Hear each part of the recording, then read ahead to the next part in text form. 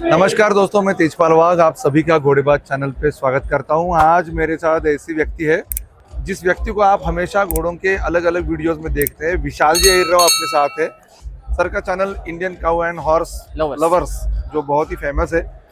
Sir के साथ मैं आज यूट्यूबर के हिसाब से बात करूंगा क्योंकि ये बहुत ही उम्दे और बहुत ही फेमस यूट्यूबर है। सर, ये अभी आप ईओसी में आए, पूरा कवरेज आप कर रहे हैं। हाँ। ये घोड़ों का शौक कैसे लगा और इसके बाद ये यूट्यूब का चैनल खोलने का आइडिया दिमाग में कैसे है? तेजपाल भैया, सबसे पहले आपने जो मुझे इंटरव्यू के लिए बुलाया, सबसे पहले आपका स्वागत करता हूँ मैं आपकी तरफ से।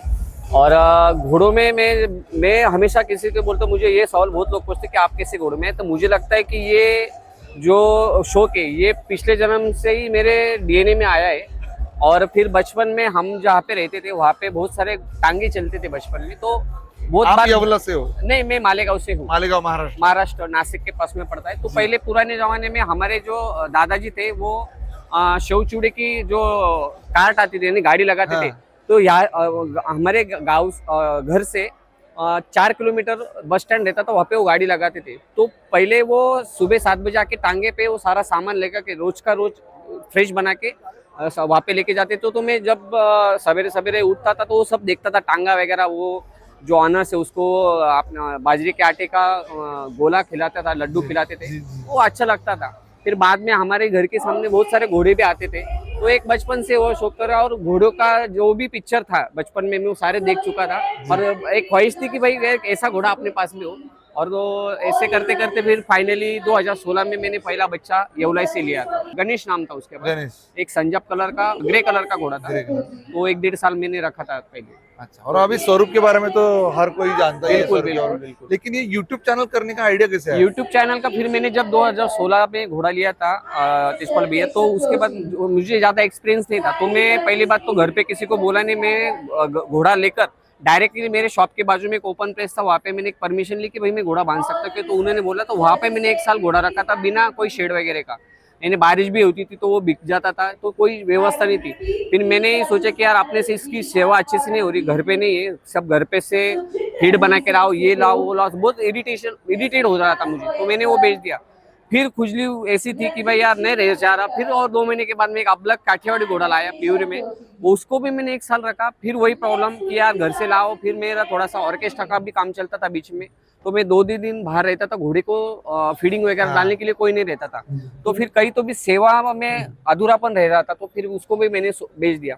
फिर घोड़े से एक बार लत लग जाएंगी तो वो छुट्टी नहीं। तो उसके बाद में मैंने फिर 2019 के स्टार्टिंग में लॉकडाउन के पहले मैंने एक यूट्यूब चैनल खोलने का किया कि अपन ऐसे जगह पे जाएंगे जहाँ पे घोड़े दिखे और अपना भी मन बहल जाए भाई, और घोड़े भी दिखे और लोगों को थोड़ी जानकारी दी।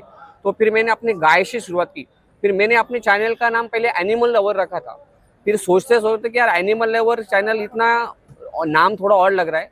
फिर मैंने एक सोचा कि मैंने कोई पढ़ा था कि समुद्र मंथन में से जब हलाल विष निकला था, समुद्र मंथन में सबसे पहले गौ माता सुरभि, उसके बाद में एक अश्व और हाथी निकला था।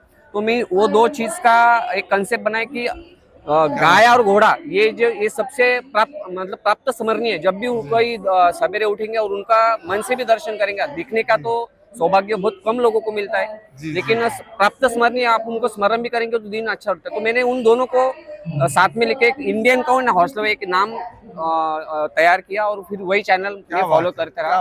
और गौ माता का कृपा और अश्व की कृपा इतनी है कि उनके नाम से ही अपना चैनल चलता है। मैं मानता हूँ, बाकी विशाल अहिरराव ये नाम कुछ भी नहीं है मेरे। क्या बात है, क्या बात है। और हर एक घर में एक देसी गाय और अपने देसी घोड़ा होना ही चाहिए। बिल्कुल बिल्कुल। हमारे पूर्वजों की एक संस्कार थे वो, और कल्चर भी रहा है अपना। जी। तो उसी कल्चर को चैनल के नाम से मैंने उसको कन्वर्ट किया। और आप सभी के वो जो बिगड़े हुए लोग हैं ना, जिनको लत लगाई आपने ये घोड़ों की, उसमें से मैं भी एक हूँ। लॉकडाउन में इनके पूरे सारे वीडियोस मैंने देख लिए हैं, और इनकी वजह से मैं येवला जाके 1-2 घोड़े बच्चे खरीद के भी लाया था। एक छूट गया, एक दूसरा अभी रेस में है। बिल्कुल। तो पार्टिसिपेट करती है वो घोड़ी। लेकिन एक अलग और बात है, ये घोड़ों के साथ काम करते करते इन्होंने एक नया बिजनेस भी शुरू किया, स्टार्टअप शुरू कर दिया, और वो इतना बेहतरीन है कि आप पूछो मत। ईओसी में कल मेरी खुद की घोड़ी जब प्रेजेंट करने लेके गए थे तब मैंने इनसे मंगवाया हुआ हॉल्टर यूज किया शोल्डर था। तो ये जो हॉल्टर्स है और ये जो एक्सेसरीज है हॉर्स की वो बहुत बढ़िया बना रहे हैं, तो इसके बारे में थोड़ा बताइए कि ये कैसे दिमाग में बिल्कुल आया? बिल्कुल। एक बार पीछे लास्ट अप्रैल में मैंने ये बिजनेस स्टार्ट किया, तो मैंने ऐसे सोचा था कि यार लोग मुझे पूछते हैं कि भाई ये एसेसरीज वाले का नंबर दो, वो एसेसरीज वाले का नंबर दो, लेकिन होता क्या है कि कुछ एसेसरीज वाले पैसे ले लेते थे, माल बेचते नहीं थे, या उनकी एक, बहुत बड़ी एक रिक्वायरमेंट रहती कि भाई 5,000 का ही पार्सल होगा तो ही हम बेचते थे। तो फिर मैंने ऐसा सोचा कि यार चलो अपना एक अच्छा चैनल ग्रो हो रहा है और साथ साथ में इंस्टाग्राम पे लोग अपने को फॉलो भी कर रहे हैं, एक फेस वैल्यू बन रही है, एक ट्रस्ट अपने पे बन रहा है। तो धीरे धीरे फिर हमने छोटे से 2-4 चीजें का स्टार्ट किया, उस पर धीरे धीरे करते करते लोगों का विश्वास बढ़ता गया।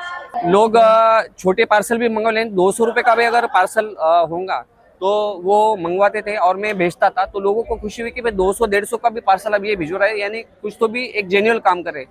तो अभी भी हम छोटे भी पार्सल रही तो भेजते हैं और धीरे धीरे फिर और कहीं पे भी बेचते हैं, कहीं पे भी बेचते हैं। इंडिया और में। बिल्कुल जहाँ पे छोटा टाउन होगा तो बाय पोस्ट भेजते हैं और जहाँ पे बड़ी सिटी में बाय कुरियर कर देते हैं। और लोग मुझे नहीं पूछते कि भाई पार्सल कब आएगा, मैं उनको खुद पूछता हूँ कि भाई पार्सल आ गया क्या, इतनी मेरे को चिंता रहती क्या है बात उनकी। है, हमारे बहुत सारे दर्शक राजस्थान से है, गुजरात से है, पंजाब से है और ये एमपी से है और तमिलनाडु कर्नाटका से भी है।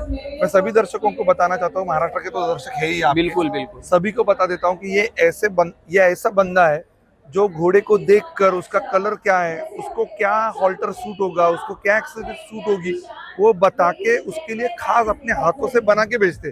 तो जरूर ये एक्सेसरीज ट्राई करना, नीचे दिए गए नंबर पे आप कांटेक्ट कर सकते हो एक्सेसरीज के लिए। और वीडियो में भी हमने कुछ वीडियोस एक्सेसरीज के दिखाए, तो आपको समझ में आया ही होगा कि कितनी खूबसूरत एक्सेसरीज इनके पास है। तो आशा करता हूँ कि ये वीडियो आपको पसंद आया होगा। एक्सेसरीज अगर चाहिए तो विशाल जी से आप कांटेक्ट कीजिए और इनके चैनल को भी सब्सक्राइब करिए और जिन्होंने नहीं किया है, और इनके सारे वीडियो हम तो पसंद करते ही हैं, आप भी करते होंगे और आशा करते हैं कि ये वीडियो भी आपको पसंद आया होगा। तो इस वीडियो को लाइक करिए, शेयर करिए और चैनल को सब्सक्राइब जरूर कीजिए। तब तक के लिए राम राम।